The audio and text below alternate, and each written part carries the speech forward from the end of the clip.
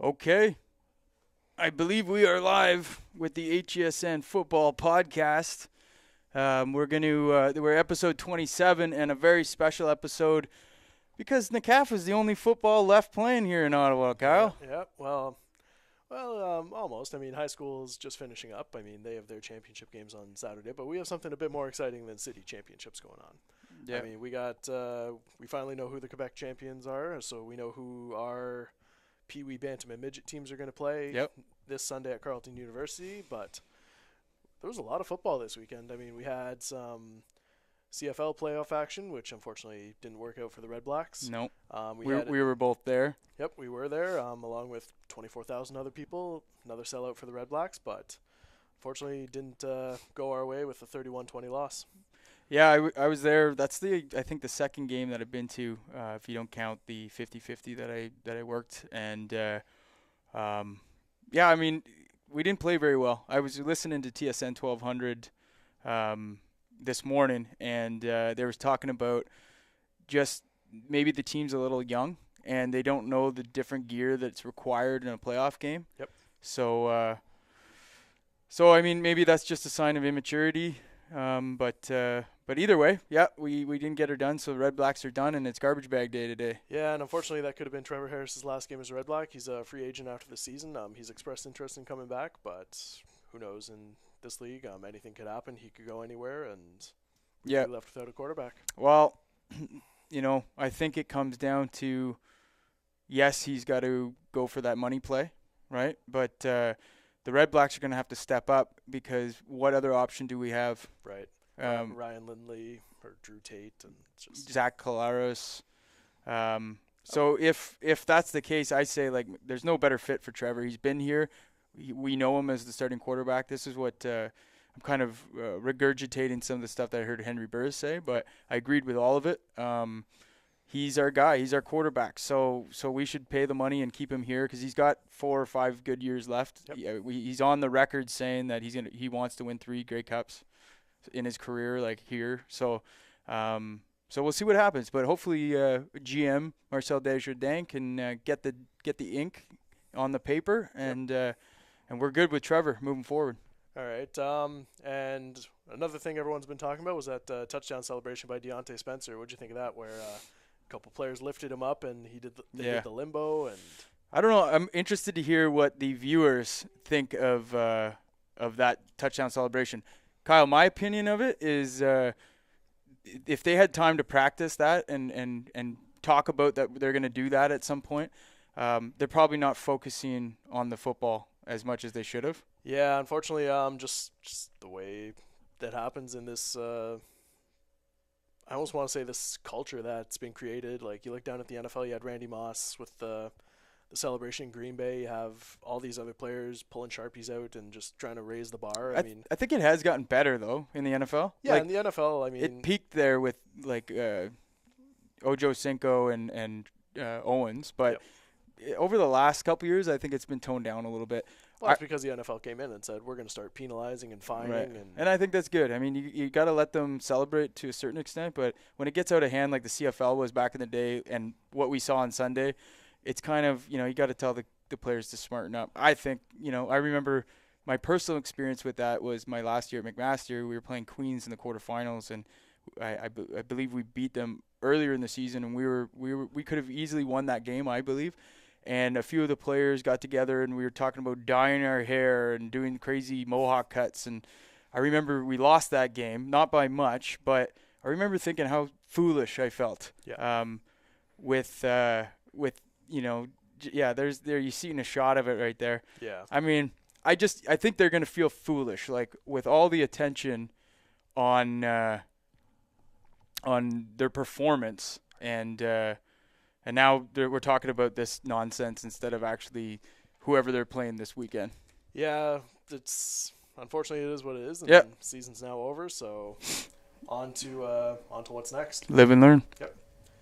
A couple other things. Redblacks were looking to obviously play in their 105th Grey Cup that they were hosting, but Marcus Thigpen just ran wild for them or against them for 169 yards. That guy is really, really good.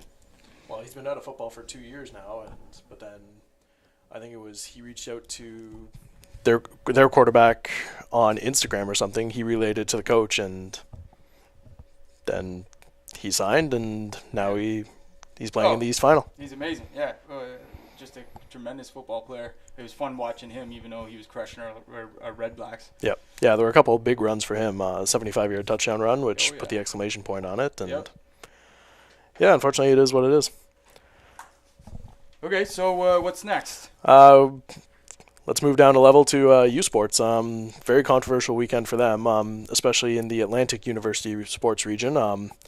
There was which bowl was that? The Loney Bowl, it was supposed to be St. Mary's University and Acadia, but there was issues over eligibility of St. Mary's receiver Archelius Jack. Game was scheduled for Saturday, but on Thursday, the conference canceled the game, said, okay, nope, this eligibility issue, we're not going to play the game, and Acadia is going to advance. But then the Supreme Court of Nova Scotia came out and said, no, you guys have to play this game, and so they played it on Tuesday on short notice, or last night, and Acadia ended up winning the game, thankfully 45-38. Can you imagine what would have happened if St. Mary's won that game? Yeah. Sorry, Steve, I'm not hearing anything here. Sorry to interrupt the show there, but I think Acadia won. They should have won, and it was a pretty close game. We've got a lot of players from the Ottawa area that play on both those teams, so good Ottawa representation there. But Acadia moves on, and I'm glad they played the game. But did you watch that game? Or? I watched a bit of it, but I was out filming a high school game. Okay. For Franco Cite. Those highlights will be posted later, but yeah. In the other semifinals, it's going to be Western. They defeated Laurier 75-32. They absolutely crushed them. I watched that one. I was watching that one on OUA.tv and it was CHCH, I think, and I was streaming it on the phone. It didn't work on a computer because I didn't have the proper plug-in or something, but I got it on the phone and I was watching that while I was working this on Saturday. And Western's got to be the forefront runner. The favorite. We'll put it that way. Let's just blah, blah, blah, blah. The favorite going into this playoffs. I've been hating on them all year, right? Yep. I've been saying they're choke artists. Well, as a former McMaster player, I mean. Well, yeah, there's that, and Greg Marshall coached me for a couple of years, so I just think that he has to win this one. This is his shot to win a national title that's eluded him for 18 OUA championships, they were saying. Yep. Calgary won a very, very impressive win on a field goal, 59 yards. 59 yards. That's impressive to say the least. I mean, I can't think of any CFL kicker that's kicked a field goal that long in a very long time. And once again, we see in the RSAQ that Laval and Montreal are still pretty tight. Yeah. So it's not like the Laval is so much more of a favorite. I think that's a stronger division, but marginally now. Back in the day, 10 years ago, I think the Quebec division was leaps and bounds above the OUA. Yep. I think it's more comparable now, but with the decisive win that Western had and the team that they've put together this year, they have to win. Greg Marshall has to win a national championship this year. Yeah, well, speaking of Laval and Montreal, Laval did defeat Montreal 25-22, and they'll face Calgary in the other national semifinal. So the other thing that Western has is, and I hate to say this to the Acadia players and fans, but let's just call it what it is. Western has an easier road than normal to the Vanier Cup, and once again, they need to win this thing, or that's going to be the biggest. Just another one of these things that proves that Marshall can't win the big one. Yep. Yeah, so we'll see what happens. Both those semifinals go this Saturday, and then the Vanier Cup is November 25th at Tim Hortons Field. But now let's get into what everyone's interested in, the Inter-Provincial Bowl Series. All right, awesome. So like I said, we know who our teams are going to face now, so let's start with Pee Wee.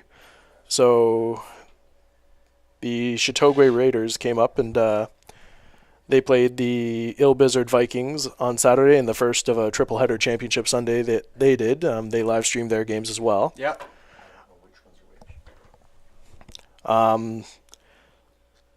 So the Raiders beat the Vikings 34-22.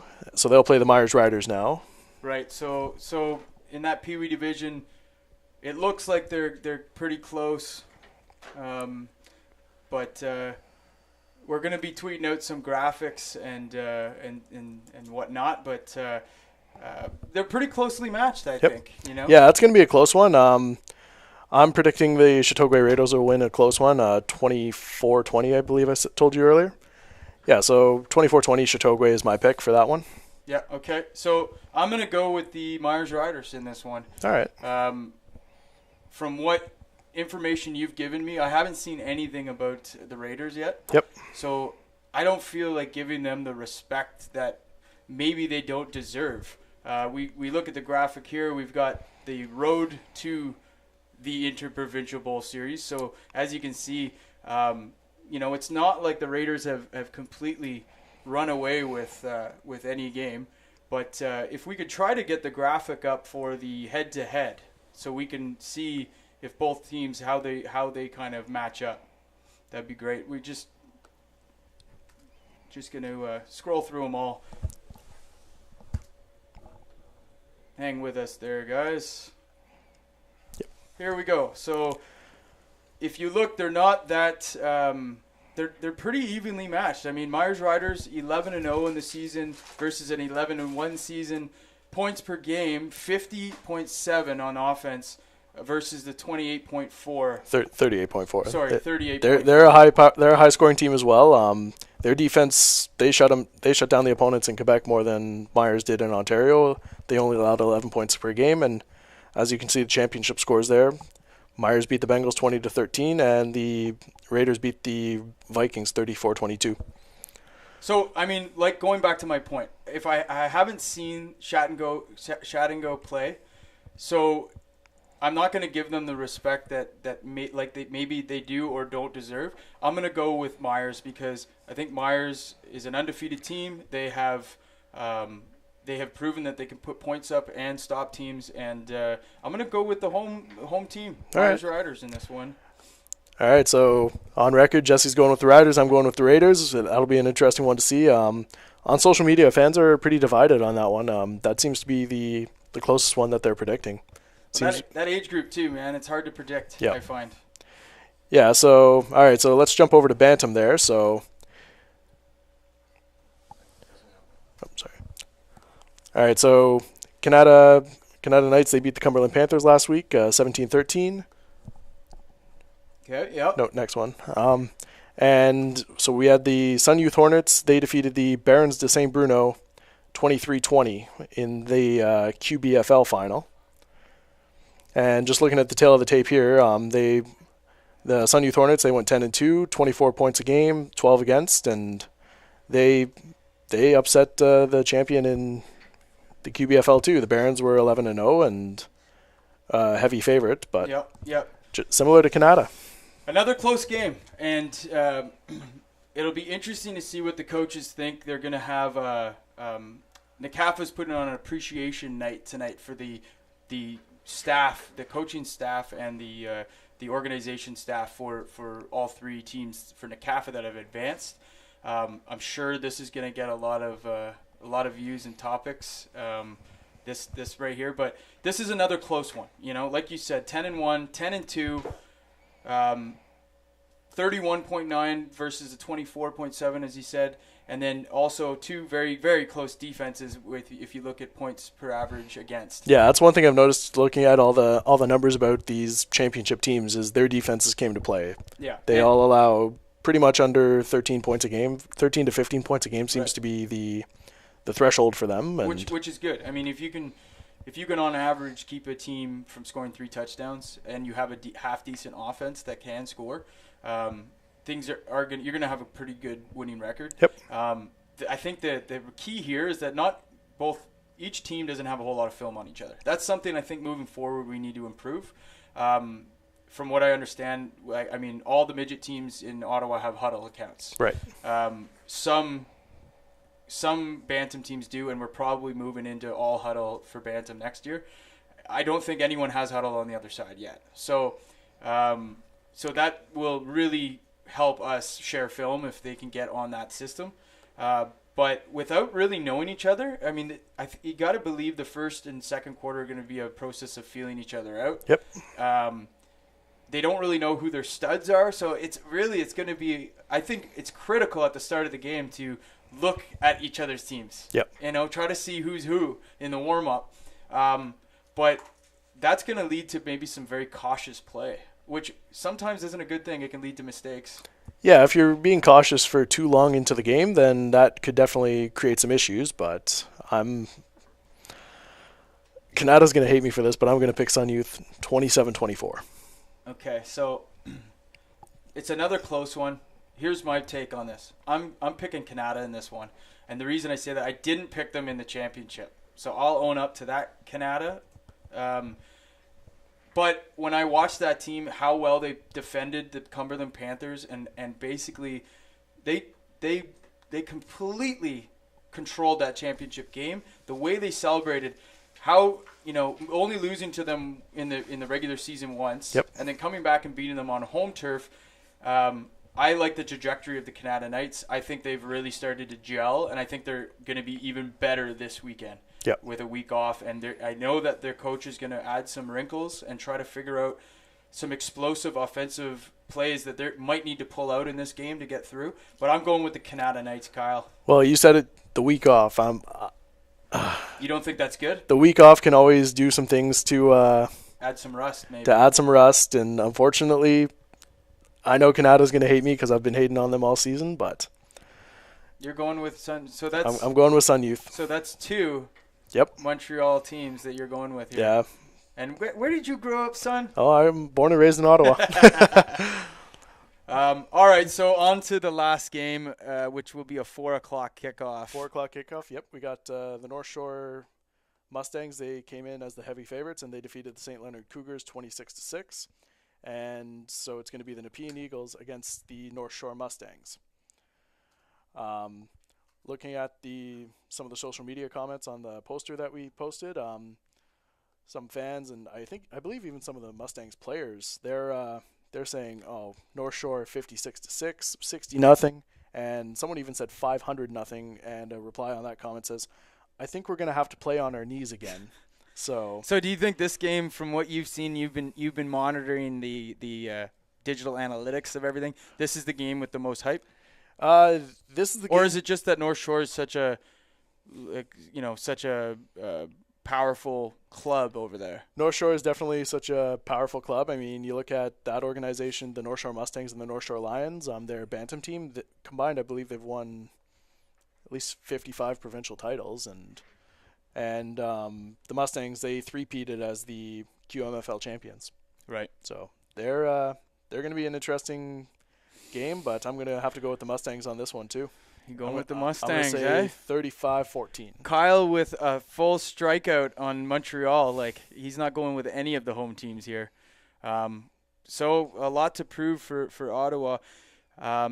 Yeah, I love that we're just going to get I love the fact that the Eagles came out and they rallied all year. They went 4-4. And they lost to the Norsemen all season. Yep. Couldn't beat them. They come out, they play a heck of a game for the championship, right? Yep. And what you get is a team that really earned a great local municipal city championship. But from what we see here, 11-1, versus a Eagles 6-4 record, 17.6 points per game versus 27.7, which isn't too lopsided. But I think the Eagles are going to be in really tough in this game, and I'm going with the North Shore Mustangs in this one. Yeah. Yeah, I have a feeling that's going to be a Mustangs game, and I was watching some of the film from them on the championship game, and they came to play. They shut down St. Leonard, and they had a rushing attack that's just looked unstoppable at times. And yeah, that's going to be a tough one, but I know the Eagles are going to be coming to play. They've got that running game with their man, number 7 there. Gauthier. So, but, I mean, if they stop it, I just don't think they have the weapons to counteract them stopping the run. Right. Dante's not a traditional quarterback. He's done the job, and he's a winner for sure.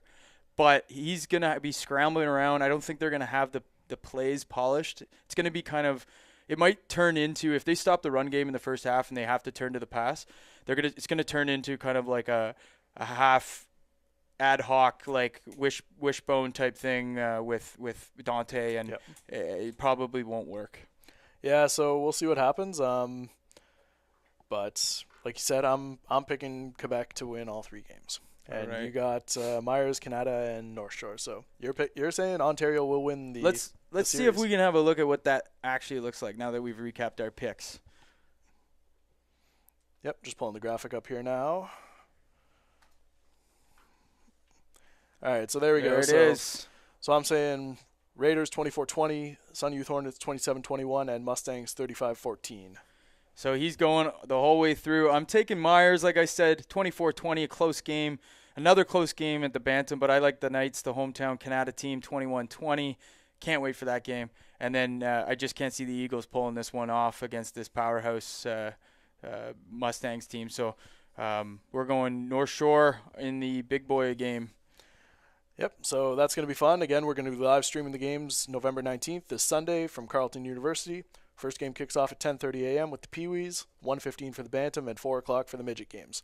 If anyone wants to come to the games and maybe meet us or just come enjoy a great day of football, it's going to be a $5 entry or $20 for a family. So it's great. It's going to be a fun time. This is the first time this has ever happened. I hope everyone is excited as we are here at HESN. Be loud. I mean, one thing that we should have in our favor is home field advantage. So we've got to be loud when their offense is on the field. Let's show them some great hospitality because this is going to be an annual thing.